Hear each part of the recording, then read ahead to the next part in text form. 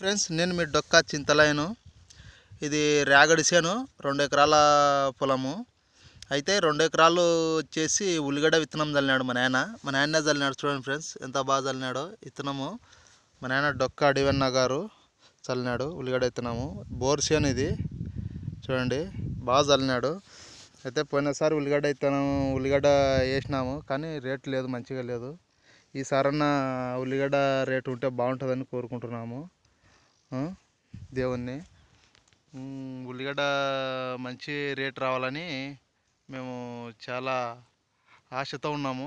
పోయినసారి కింటం వచ్చేసి 600 అమ్మినాము.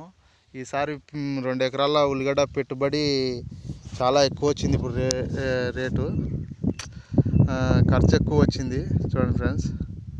కాబట్టి ఉల్లిగడ్డ రేటు ఈసారన్న దేవుడిచ్చి ఈ 2025లో మంచి రేటు ఉండాలని దేవుణ్ణి కోరుకుంటున్నాము.